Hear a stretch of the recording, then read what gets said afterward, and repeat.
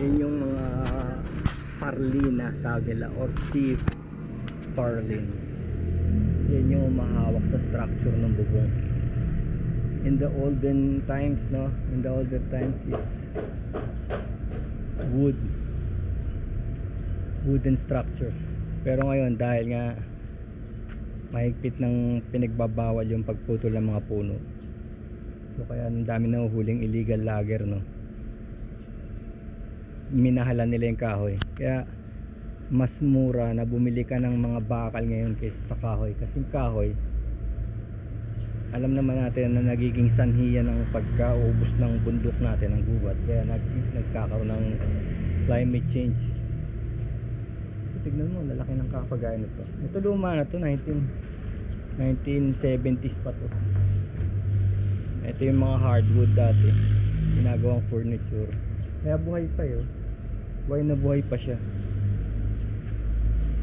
Ngayon lang, mas matagal din ang buhay ng parlins kasi bakal siya eh.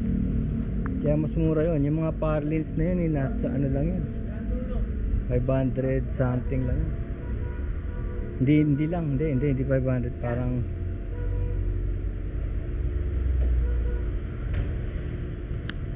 hindi ko na maalala kung magkano eh. Basta nasa 500 something lang, 480 ganun. Isang haba na yun, 10 feet. Ngayon dahil nga yung bubong is 8 feet, yung kakabitan eh mahaba, kulang siya ng 2 feet, kaya dinudugtungan by welding. So yung ginagawa, welding lang na ganyan, pat lang, kasi ano yung sheet metal manipis. Pagka manipis ganun isa-isa lang, kasi pagka tinodo mo yan, mabubutas yung bakal. Yan, maliit lang yung welding mo. So ito yung handymanong crew natin na gagawa ng mga renovation niya sa bahay, mga small renovation. Pwede sa kisame, pwede sa bubong, pwede sa toilet, pwedeng additional na kwarto, no?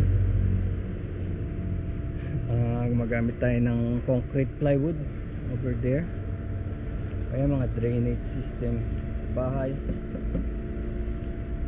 kaya furniture, landscaping, furniture.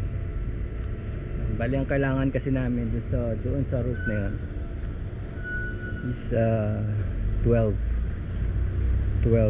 So ito, bumili na ako ng 20 para sa mga pandugtong.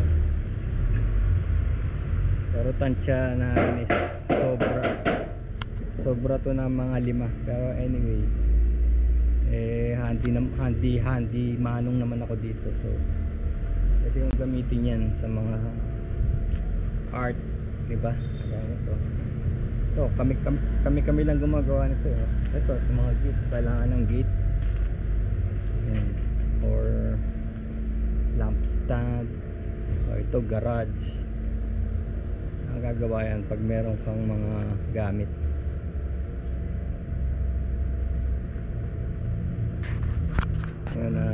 Pinakabit muna yung mga parlins na yan. Tapos next video, papakita natin sa inyo kung paano talaga kinakabit sa taas yan. no? Ang napagplanuhan namin is siya alisin yung old roof kasi kakapito para malinis. Isipin nyo kung ako lang gagawa mag-isa niyan, mahirap din kasi yung pagbuhat-buhat lang mabigat.